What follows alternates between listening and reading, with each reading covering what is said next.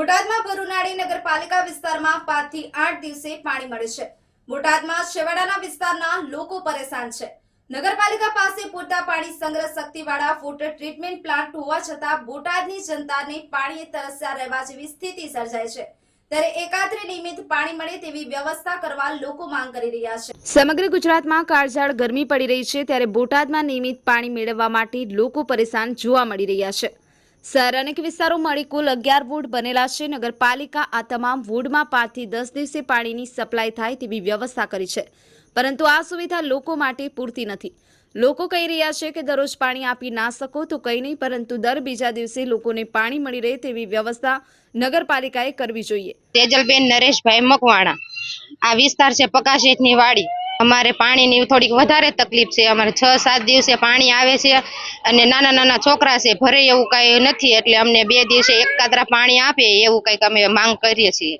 હા, અમારે 6-7 દિવસ પાણી આવે એટલે પાણીની તાણ પડી જાય, એટલે બેડા લઈને બહાર પાણી ભરવા જવું પડે।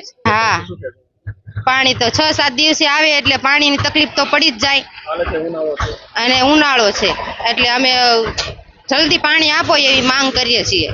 બોટાદ નગરપાલિકાના છેવાડાના અનેક વિસ્તારો કે જેમાં ગરીબ અને પછાત વર્ગના લોકો રહે છે, ત્યારે ગરીબ લોકોના ઘરમાં પાણી સંગ્રહ માટે પૂરતી સુવિધાના અભાવે તેઓએ અઠવાડિયે આવતા પાણીની સંગ્રહથી ભારે હાલાકી પડતી હોય છે।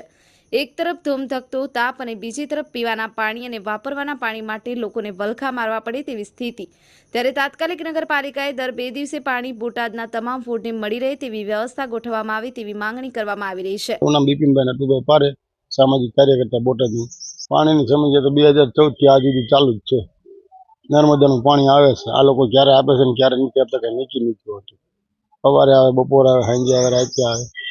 આપણા ઘરમાં ટાંચા સાધનો હોય, 7 દિવસે 8 દિવસે 3 જોડી કપડા ભેગા થતા ધોવા પડે, અને ઘરે પાણીના વાસણ એટલા બધા હોય નહીં, હું ભરી રાખું। 8 દિવસે 10 દિવસે 5 દિવસે 7 દિવસે કઈ નક્કી નથી હોતું, પણ પાણી આવવું જોઈએ એકત્ર, માણસ નાય જોઈએ કે ઘર સાફ સફાઈ કરી શકે। અને તળાવમાં પાણી એટલું બધું વેડફાય છે કે વાત ના પૂછો। દરવાજે પાણી આપે તો દરવાજો એવિડન્સ આપે ત્યાંથી હીરા બધા બધું પાણી હેલું જ જાય છે। ઓવરફ્લો એટલું બધું પાણી હુકમ થાય છે? વ્યવસ્થા નથી, કોઈ કર્મચારી નથી, એનો સ્ટાફ કામના બધું હાલું જવાનું। અમે કીધું તો ખરું, નાવા ધોવાની તકલીફ બહુ છે માણસો। 8 દિન ભેગા કપડા ધોવાના, પછી વાયર ન હોય, હરિયો ન હોય, ક્યાં ધોઈ નાખે? વોશિંગ મશીન ભરેલા। મારી માંગ એમ જ છે કે અમારી માંગ એમ છે, એકત્ર પાણી આપો, ભલે થોડુંક આપો, 1 કલાક આપો, અડધી કલાક આપો, પણ એકત્ર આપો ને તો બહુ સારું।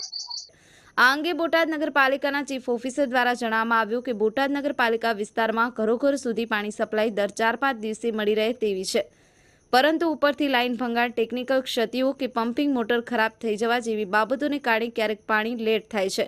સાથે પૂરતું 40 mld પાણીનો સંગ્રહ થઈ શકે તેવી ક્ષમતા ધરાવતો ટ્રીટમેન્ટ પ્લાન્ટ હોવા છતાં માત્ર અડધું પાણી મેળવી 5 દિવસે એકવાર પાણી મળે છે। જો પૂરતું પાણી મેળવી યોગ્ય સપ્લાય વ્યવસ્થા ગોઠવાય તો દર બીજા દિવસે લોકોને પાણી મળી શકે છે। તેના જવાબમાં ચીફ ઓફિસર દ્વારા જણાવવામાં આવ્યું કે યોગ્ય સપ્લાય વ્યવસ્થા અને લાઇન નેટવર્ક ગોઠવાયા પછી પાણી ઝડપથી મળી શકે તેવી સંભાવના વ્યક્ત કરી હતી। ત્યારે હાલ તો બોટાદની જનતાએ પાણી હોવા છતાં તપસ્યા રહેવા જેવી સ્થિતિનો કોઈ ઉપાય જણાતો નથી। ન્યૂઝ 9 ગુજરાતી, બોટાદ।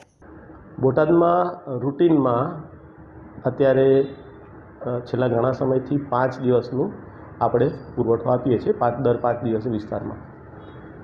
ક્યાંય કોઈ જગ્યાએ જો આગળથી જે વોટર સપ્લાય GWILનો આવે છે એમાં ભંગાણ હોય કે મેન્ટેનન્સ હોય તો વિલંબ થાય, અથવા નગરપાલિકાના કોઈ પમ્પિંગની મોટર બળી ગઈ હોય એના કારણે એનું રિપ્લેસમેન્ટના 1 કે 2 દિવસ, 1 દિવસનો ફરક પડતો હોય છે। બાકી રૂટીનમાં 5 દિવસે દરેક વિસ્તારમાં આપીએ છીએ। આપણું કુલ પ્લાન્ટ તો આખો મોટો છે, 42 ml કેપેસિટીનો છે, અને અત્યારે આપણને જે મહી પરિયડનું પાણી મળે છે એ 22 થી 24 mld મળે છે, જે આપણે દરરોજ વિતરણ કરીએ છીએ। આપણી 24 mld અત્યારની સ્થિતિએ જરૂરિયાત છે। એના માટે જે વિતરણનું નેટવર્ક છે એ આખું રીવેમ્પ કરવું પડે એવું છે, જેનો પ્રોજેક્ટ પણ અત્યારે ચાલે છે। હજી થોડો સ્ટોરેજ ઉમેરાશે, લાઇન નેટવર્ક ઉમેરાશે, અને વિતરણનું નેટવર્ક એ રીતે એડજસ્ટ થશે। લગભગ 18 કરોડનો પ્રોજેક્ટ આપણો મંજૂર થઈ ગયેલો છે।